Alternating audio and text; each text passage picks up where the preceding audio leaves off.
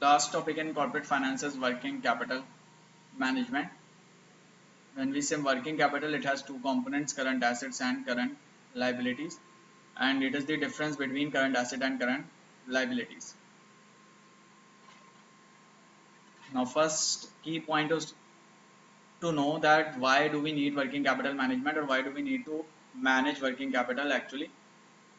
So we need to manage working capital to actually manage liquidity, and by managing liquidity we mean that we should have enough cash or enough resources available to meet our obligation. So for example, if let's say I have to pay $100 to vendor, then I should have $100 of cash available. If I have $1,000 of assets but not $100 of cash, I will not be able to pay the vendor or supplier. So that means we should have enough liquidity in order to meet our short-term obligation. And working capital management is about being able to meet the short-term obligation.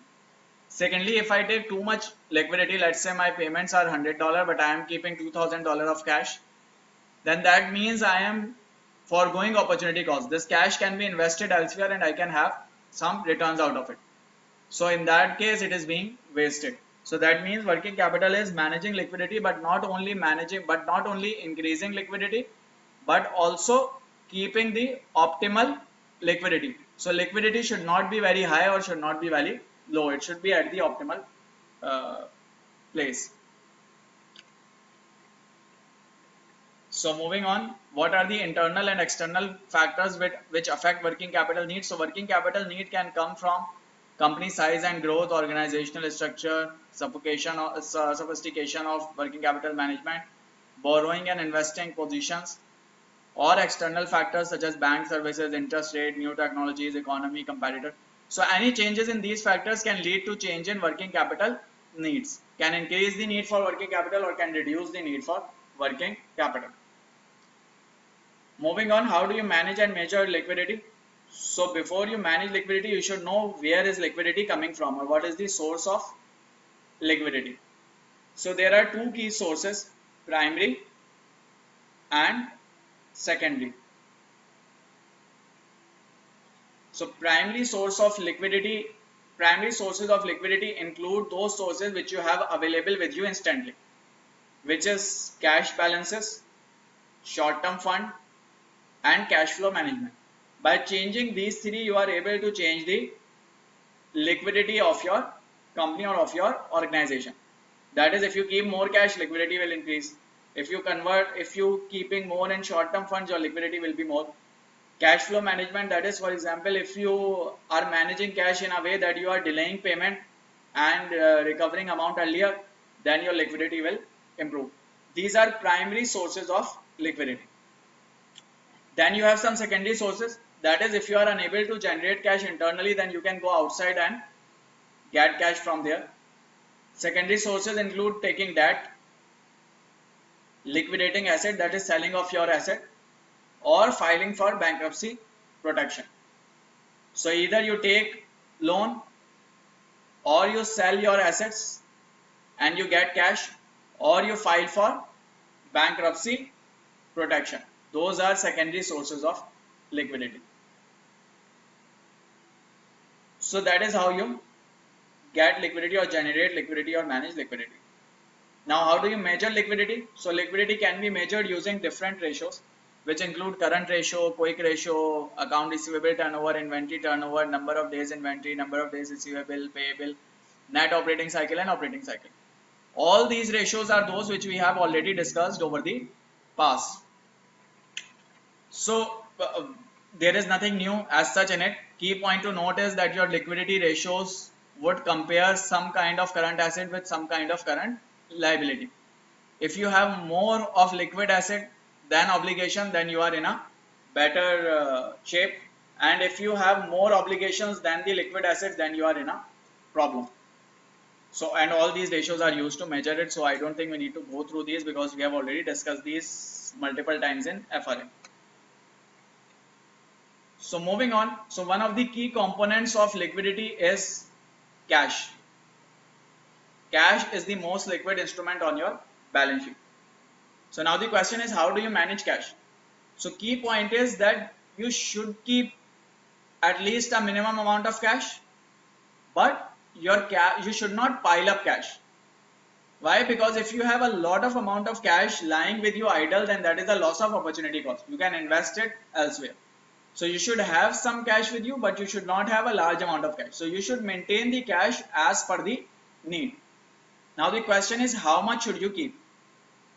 So for finding out the level of cash to be kept, or finding out how much cash you will need, what you do is you set a minimum balance that at any point of time my cash should be at this point, at this level. So for example, I decide that at any point of time my cash should be $100. It should not fall below $100. Now second is, I will find out what are my inflows and what are my outflows. Where will cash come from and where will cash go out? And this will tell me that how much extra cash will I need over next 1 month, 2 months, or whatever period it is. So identifying typical cash flows will help find out the need for cash.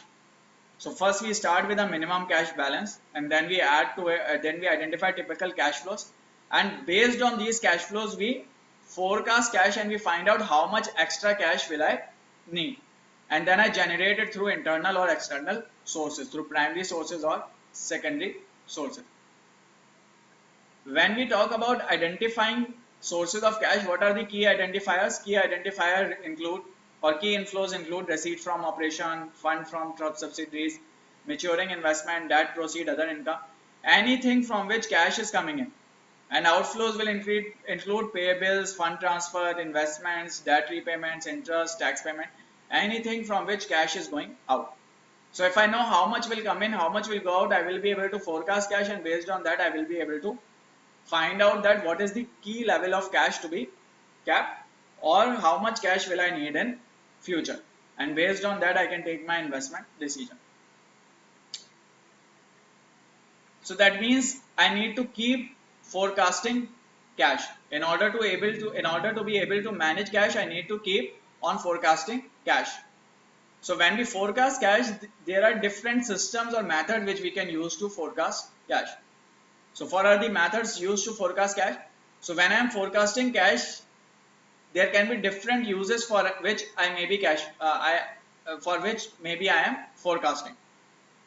So maybe I am forecasting to find out how much cash will I need in next month, in next 1 month, and to find out and to ensure that I have enough liquidity to pay off next 1 month payment, which is short term forecasting. Or maybe I need to find out that during this year how will my cash look like, or in which particular month will I need more money so that I can raise it in advance, which is medium term. Or maybe I am finding out that in longer term how will my cash look like, will I be able to generate enough cash in next few years or not, which is long term. So either you can do it short term, medium term and long term. Short term is 4 to 6 weeks, medium term is monthly for 1 year, and long term is annually for 3 to 5 years. Techniques are simple projection, projection models and statistical models. Generally when you are forecasting short or mid term, you use direct method of cash flow statement. When you are forecasting for long term, you use indirect method, that is you forecast through projected financial statement. Here you forecast through inflows and outflows, you list down all inflows, all outflows, and you take the net cash, and here you project P&L, balance sheet, and then based on that you project cash flow statement. So accuracy of short term is very high and reliability is high. Why? Because you know what will happen in next 4 to 6 weeks. But accuracy for long term is lowest. Why? Because you do not know how will things change over next to 3 to 5 years. Use of short term is daily cash management. Use of mid term is planning financial transaction, and long term is long range financial position. Any problem so far up till here?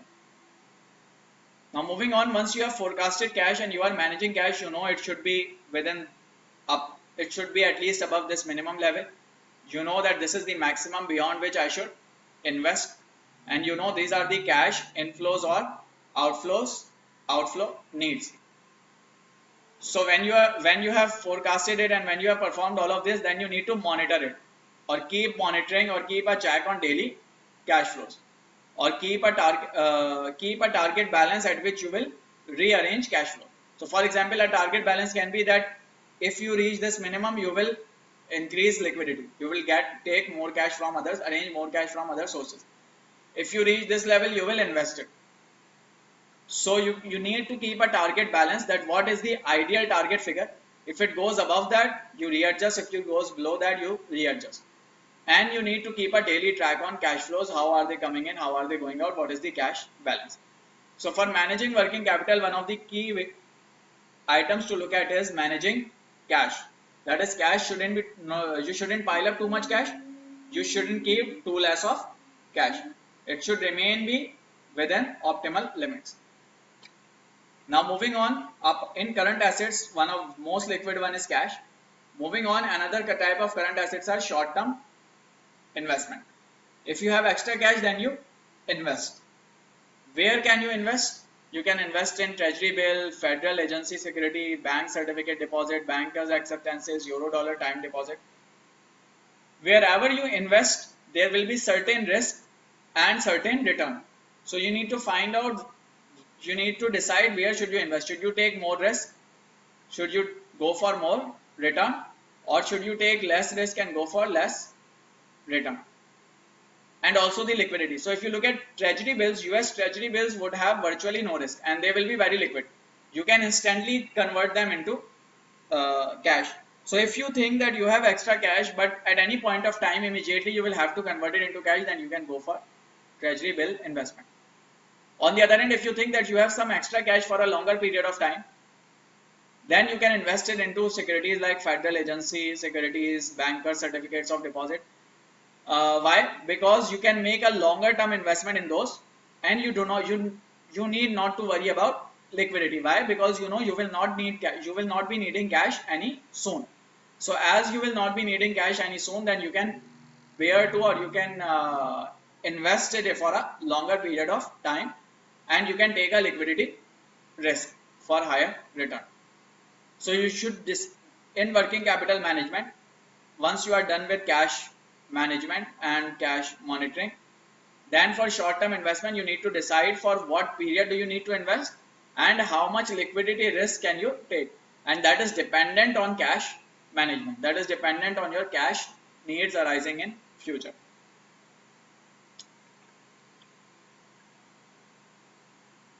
How do you calculate yields on these instruments? That was already covered in bond. That is, you calculate different types of returns, like for example money market yield, bond equivalent yield, bank discount yield, and based on that you find out your return.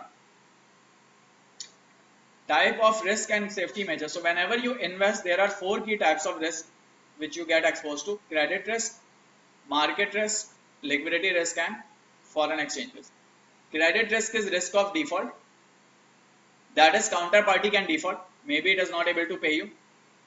Market risk is also known as interest rate risk and is also known as price risk. What is this risk? This risk is that interest rate can change, and when interest rate changes, price changes. If interest rate goes up, price goes down. If interest rate goes down, price goes up. So interest rate risk is known as the market risk or the price risk. That is, if interest rate changes, price will change. So if interest rate goes up, instrument value can go down and you may lose out. Liquidity, that how easily will you be able to sell it. So when you go to sell it and if you do not find a buyer, then you will have a loss. Foreign exchange, let's say that you are in Pakistan and you have invested in US dollar. So if value or the exchange rate of USD to PKR changes, value of your investment will change. If there is a positive move, that is if PKR depreciates, then you will have a positive impact on return. If PKR appreciates, then you will have negative impact on return. So these are the 4 key types of risks to watch out for when investing in short-term investments.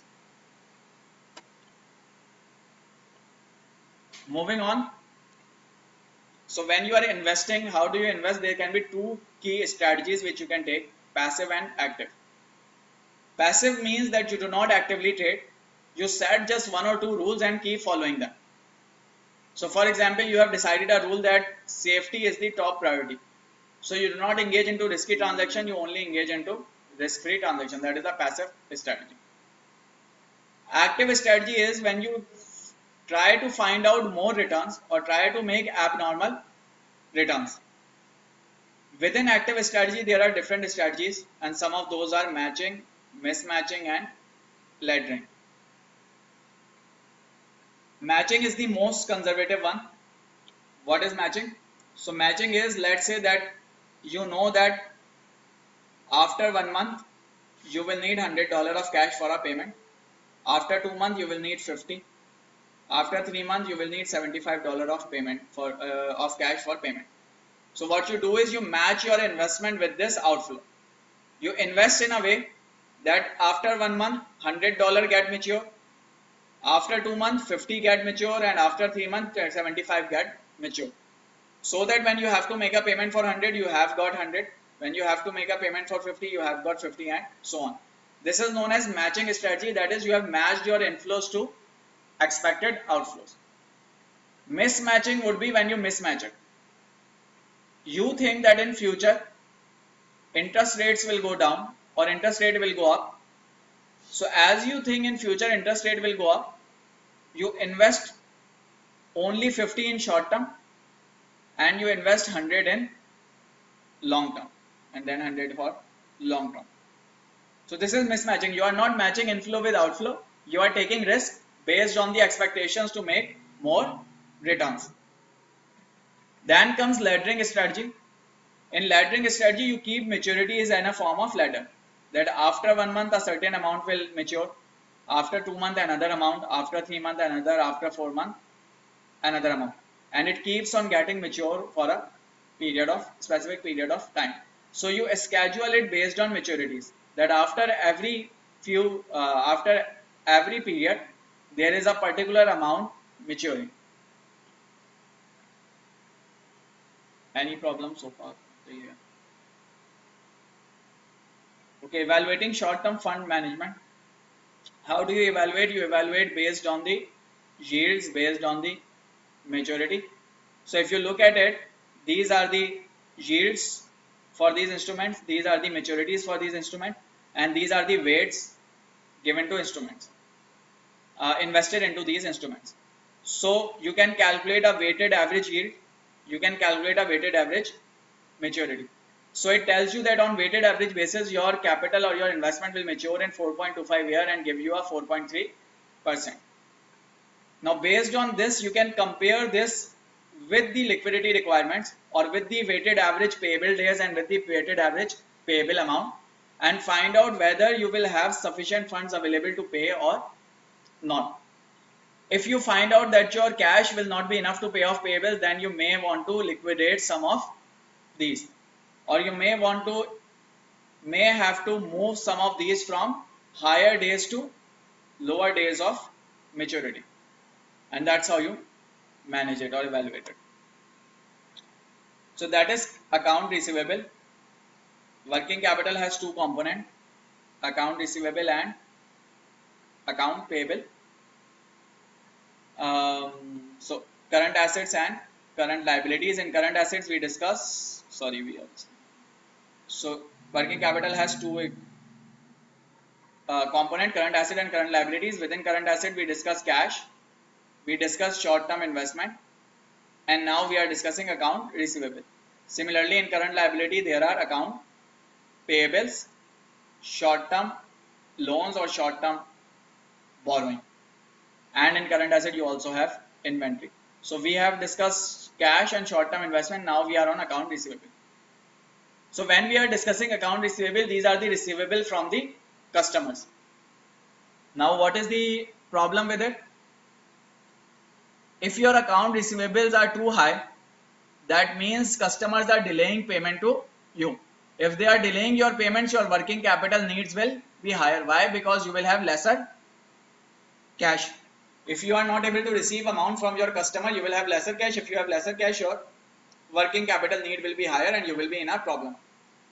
But so that means you should have lower number of credit days. That your credit days should be lower or receivable days should be lower. You should not allow a large credit to the customer. But on the other hand, if you do not allow credit days, then maybe customer is not able to buy your product, and as customer is not able to buy your product, maybe sales go down. So that means at one end you need to allow credit to the customer, on the other hand you need to manage it or you need to reduce it. So this means that you should keep an optimal amount of account receivable. They should not go very high or should not drop very low. So you should have an optimal amount of account receivable based on the industry averages. So you can find out what are the days offered in industry, and you should also offer the comparative days. So how do you manage receivable? You manage receivable by looking at receivable days. So when you are looking at receivable days, what you can do, you can make an aging of receivables. What is aging or aging schedule? Aging schedule tells you that what is the period of receivables due, that for how long have the receivables been due. So for example, if you look into it, it tells you that account receivable has increased and sales have also increased. Now you need to find out that if account receivables are increasing, where do they actually fall? Have past 30 days account receivable increased, past 60 days, past 90, or more than 90? So if you look at it, more than 90 days account receivables are constant, 31 to 60 have increased, and 1 to 30 have increased. So this means most of the impact has come from 1 to 30 days, which means most of them have been only 30 days due, which is a good sign. If you have a large number sitting here, this means most of these have been due for a long time, which will be a problem. So that's how you analyze it. That is how much is in the lowest bucket, how much is in the highest bucket. As long as this most of the receivable is in the nearest bucket, that is good. If on the other hand most of it is in longer due bucket, then that is a problem. So that's how you need to manage your receivable, that they should remain be at an optimum level.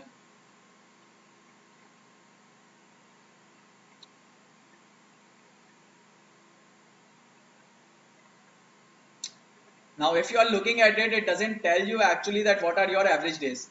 So you know how much are due for 1 to 30, how much for 1 to 31 to 60, how much for 61 to 90 and greater than 90. But you do not know what are your average days. So looking at it is important, but looking at overall days is also important. So what you can do is you can find out the weighted average days. So you take collection days, you take weights based on these collection days, and once you multiply the weight with the collection days, you can find out the weighted average days.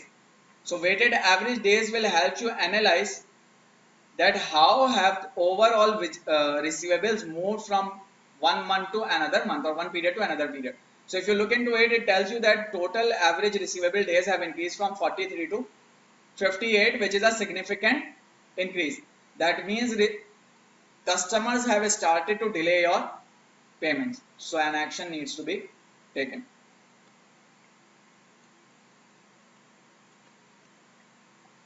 Moving on, when customer deposits check, let's say customer is paying through check, then you take this check and then you go and deposit it in bank.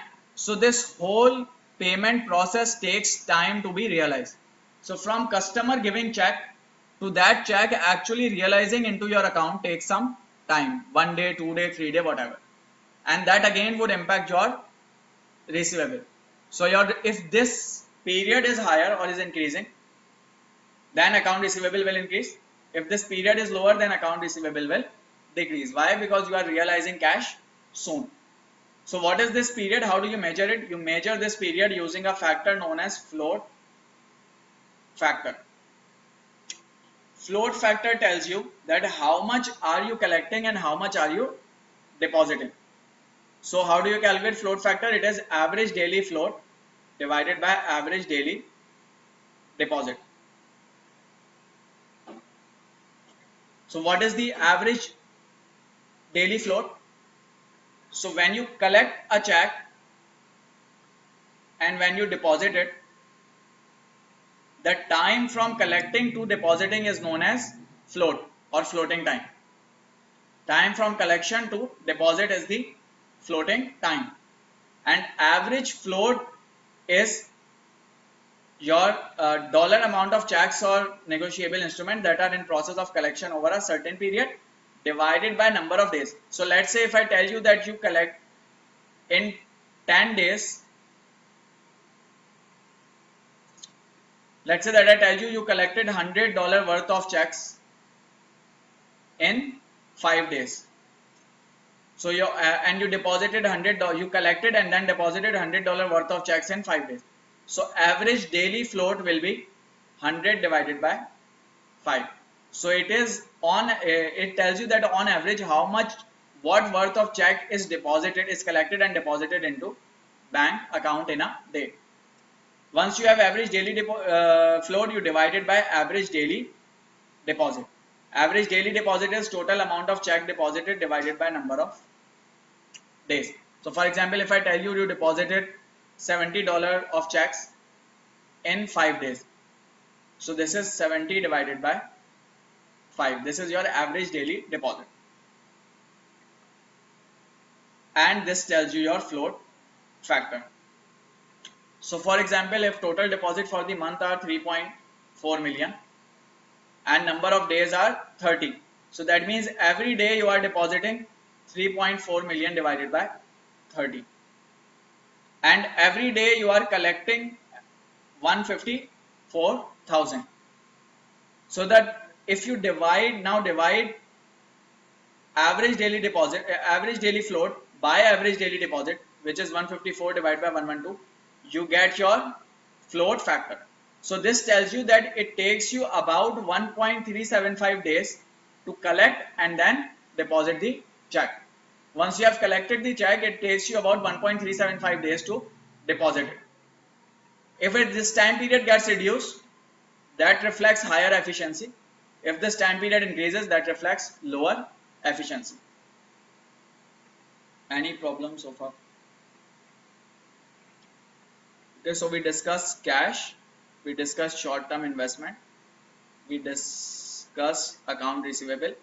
Another type of current asset is inventory. So how do you manage inventory? Again, when you are managing inventory, you need to be sure that you have enough inventory to meet the demand. But then again, if you keep excess inventory, then it will have storage cost, warehouse cost, other costs. So you need to keep it, so you need to reduce it as well. So that means you should have at least a minimum quantity,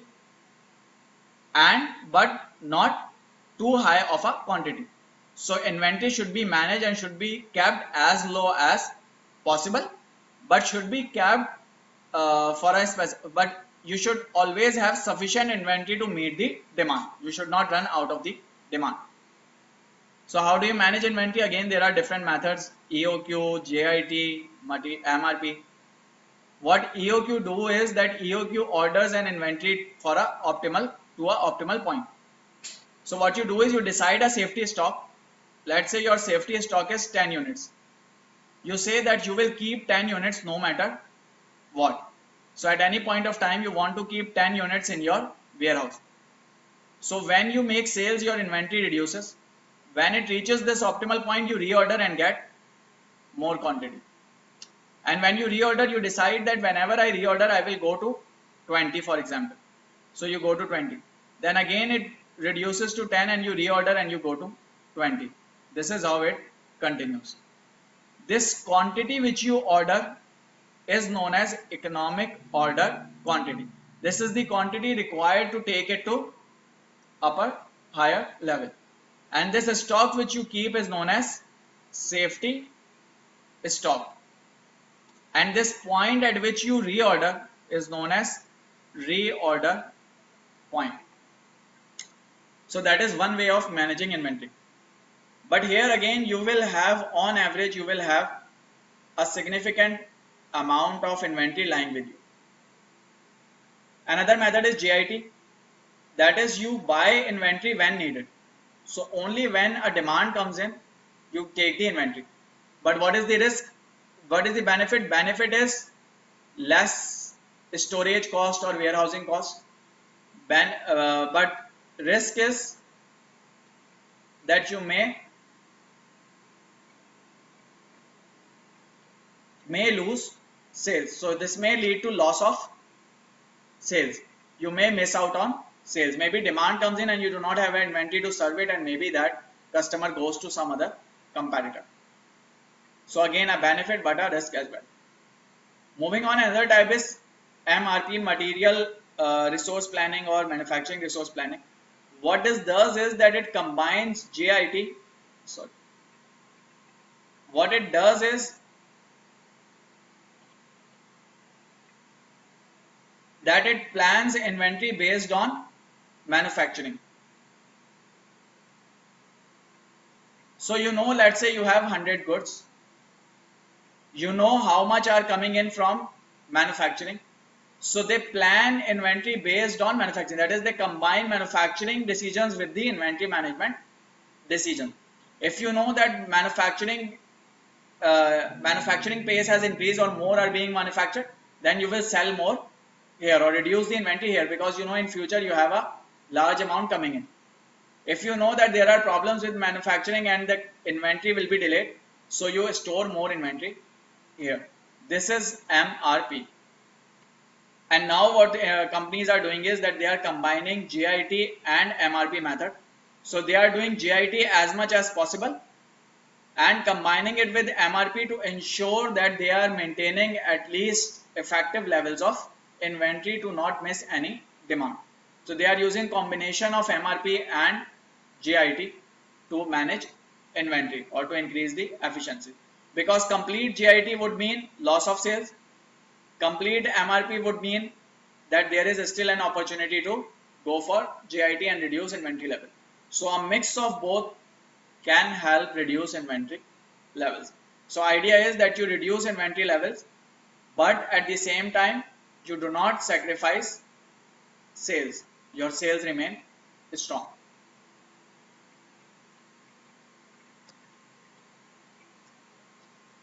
Another type of current so now we have discussed current assets. Now we are moving on to current liability. In current liability, one of the key types of current liabilities are accounts payable. Again, payable is a payment. If you delay payment, that will increase your cash. If it increases cash, working capital need will reduce. So that is a good sign.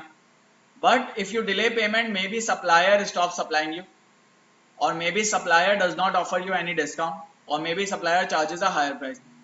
So in that case, you will have a loss. So that means again you should delay, you should pay later, you should have a longer credit period, but you should not have such a long credit period that it impacts your supplier or result in higher cost. So you need to have a credit period which is optimal, or which is higher but which is high but still which is not resulting in any additional cost or loss. And how do you measure it? So let's say there is a supplier which tells you that if you pay within 10 days, then you will get 1% discount. Otherwise, if you do not pay in 10 days, you wouldn't get 1% discount. And maximum number of days in which you can pay is 30 days. So you have two options. Either you pay on the 30th day, or you pay on within 10 days. If you pay within 10 days, your cash will decrease, but you will have a benefit of 1%. If you pay on 30th day, your cash will be higher in first 30 days, but you will have a loss of this 1% discount. So now you need to decide whether should you do this or do this. How do you measure it, or how do you decide it? You decide it by calculating the cost of trade credit. that how much is the cost of foregoing this discount or availing this discount. How do you do this? So before we go on to measuring cost of trade credit, first you should understand what does these terminology mean. So if you are told that terms are 1/10, 1/10 means 1% discount if payment is made in 10 days, and net 30 means that maximum number of days are 30. So this means you can pay in 30 days. If you pay in 10 days, you will get 1% discount. So how do you calculate cost of credit? Cost of trade credit. So for example, if you pay on the 20th day, how do you calculate cost of trade credit?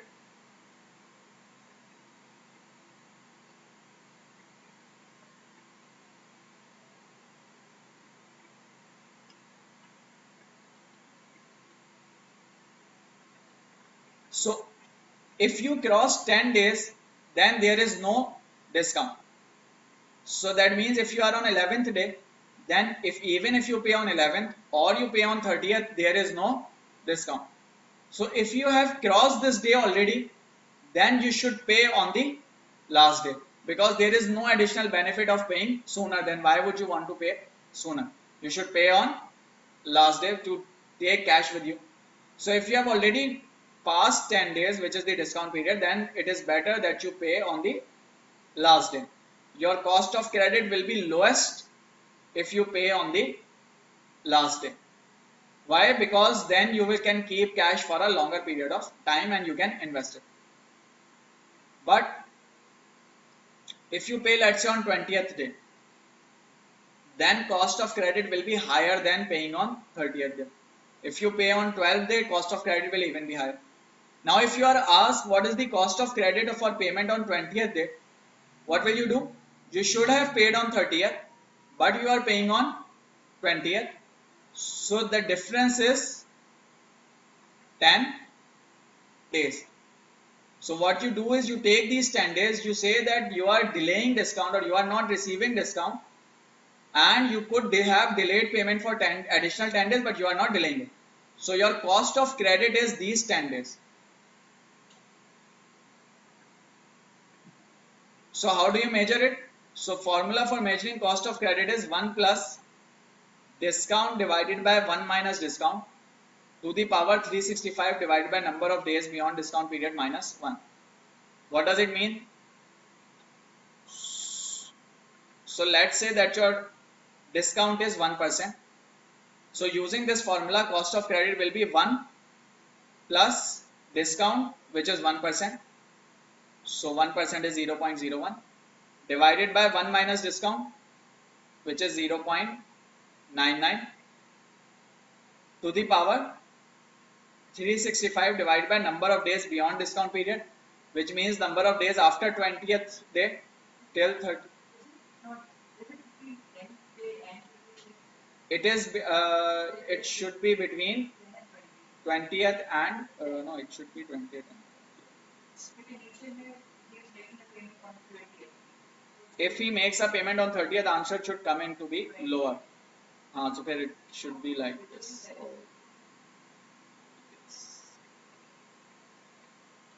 Otherwise, answer will come in to be higher. But next answer higher. Right? So for it to be lower, this days should be taken. So these are the 10 days, and you take 365 divided by 10. 1 plus this minus 1. And when you do 1 plus 0.01 divided by 0.99 plus 1 to the power 365 divided by 10 minus 1, it comes out to be 44%. So that means if you have delayed payment by 10 days, your cost of credit is 44%. You lost 1% discount. And why did you lose 1% discount? You lost 1% discount for 10 additional days of delay. So this 10 additional days of delay for 1% discount results in an annual credit of 44%. So this is an annualized number. You took a credit of 10 days, and for this credit of 10 days, what was the amount? 0.01. That means you kept 0.01 extra with you for 10 days. So total cost of credit would be 44%. If you pay on 30th day, you are keeping it for 20 days. So when you keep it for 20 days and you turn it to 20, your answer will be 20.1%, which means cost of credit will be 20.1%. So still there is cost of credit, but it is lower. So still you are having a cost. Why? Because you have foregone discount, but it is lower. So if you have foregone discount for any reason, then it is better that you pay on the last day. Any problem? How do you evaluate account payable? Similarly, as you evaluate receivables through receivable days, you evaluate account payable through payable days, and formula or ratio has already been done in FRA. So that is account payable in current liabilities. Another type of current liabilities are short-term financing or short-term borrowing. How do you borrow in short term or how do you finance in short term? There are different instruments which you can use: uncommitted line, regular line, overdraft, revolving credit, collateralized loan, discounted receivable, banker acceptances, factoring, non-bank finance, commercial paper. So through all these sources you can borrow a loan, and these are characteristics which you can go through. More important part is that how do you calculate financing cost or cost of financing. So remember, if you are financing through line of credit generally requires a commitment fee. So how do you measure the cost of financing? Cost of financing will be interest which you have paid plus commitment fee which you have paid divided by loan. This will be the cost of financing through line of credit. Moving on, if you have bankers acceptances, in bankers acceptances, loan is quoted on all inclusive basis. If a loan is quoted or rate is quoted on all inclusive basis, it means that interest is a part of loan or net proceed. That means when you get the loan, you get loan amount minus interest. So in that case, your cost is interest divided by loan minus interest. So if rate is quoted as all inclusive, that rate is calculated assuming that interest is included in loan. So when you calculate cost by subtracting interest from loan, which is net proceeds. So remember this keyword all inclusive and banker acceptances. In that case, you use this formula. For line of credit, you use with commitment fee, you use first formula. Then there might be other type of instruments which are quoted as all inclusive and also have dealers fee and other fee. So as it is all inclusive, you subtract interest from loan in denominator. In numerator, you take all the expenses: interest, dealer commission, backup cost. Why? Because all these are your costs. So in order to calculate effective cost, you do not only take interest rate but also take other costs and divide them by the net proceeds.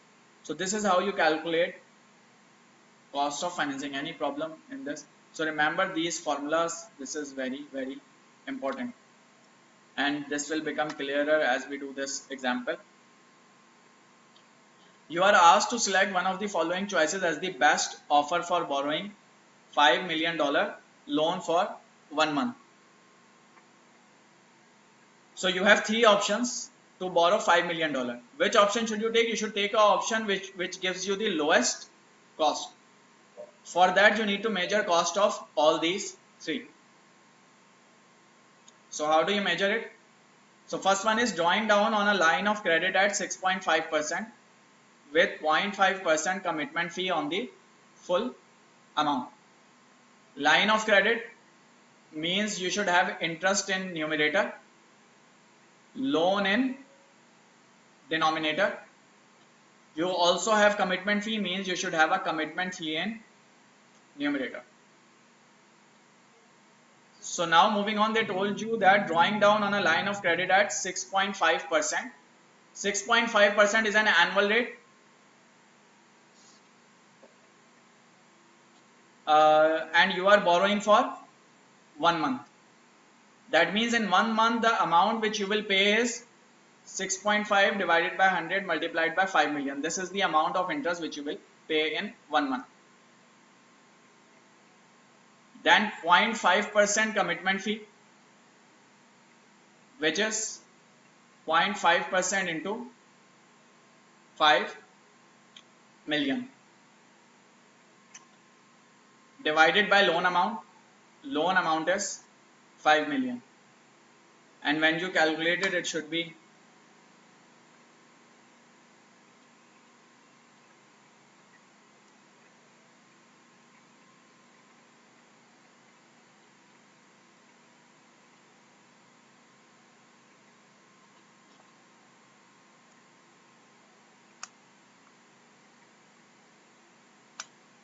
it should be 7%. 7 should not be 7%. 5 divided by 100 multiplied by 5. Yeah, so there is a problem. Problem is that we did not divide 6.5 by 12. 6.5 is the annual rate, and this is for 1 month. So 6.5 divided by 12, then divided by 100. And here again 0.5%, they have told you 1/12 of the cost of commitment fee is allocated to first month. So that means 0.5 divided by 12 multiplied by 5 million. So this should give an answer of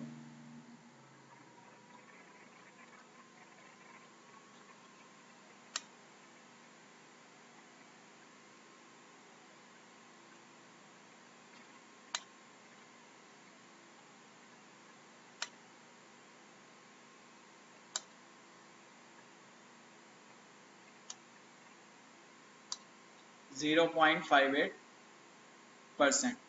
And this is for 1 month. So for 12 month, the total cost will be, or annualized cost will be 0.58 into 12, which is 7%. So this is the cost for letter of credit or line of credit, which is 7%. Now next is bankers acceptance 6.75% on all inclusive rate and all inclusive rate. So 6.575% means interest is 6.75 multiplied by 5 million. I am not dividing it by 12 because if I divide it by 12 and then multiply, it will have the same impact. Divided by all inclusive means that you should subtract interest from the denominator. So interest comes out to be 6.7. And again you will subtract only the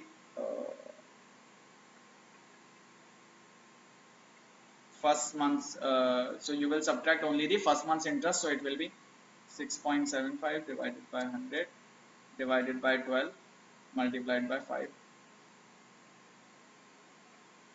28125, which is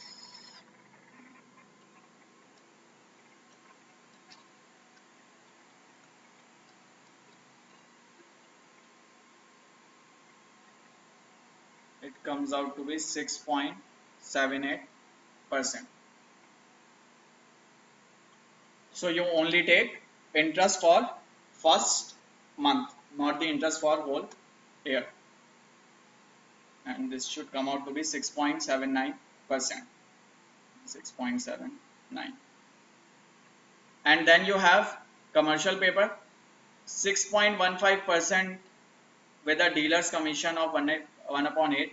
So 6.15%, 6.15% means 6.15 divided by 100 multiplied by 5 million divided by 12. This is interest, plus dealer's commission is 1 divided by 8%. So 1 divided by 8 divided by 100 multiplied by 5 million plus 1 divided by 4% of backup line cost, so 0.25% multiplied by 5 million divided by net proceed. Net proceed will be 5 million minus 6.15 divided by 100 multiplied by 5 million multiplied by 1 divided by 12. So you add up all the costs, you divide it by the total net proceeds, and then you get monthly rate and you multiply it by 12. So you get 6.56%. So if you look into it, all three instruments were giving you, this was giving you 6.5, this 6.75, this 6.15, but these are not comparable. For you to compare them, you need to calculate actual cost, and when you calculate actual cost, you find out that lowest one is commercial paper. So you take commercial paper because it has the lowest possible cost in here. Any problem so far up till here? So this is it about the reading.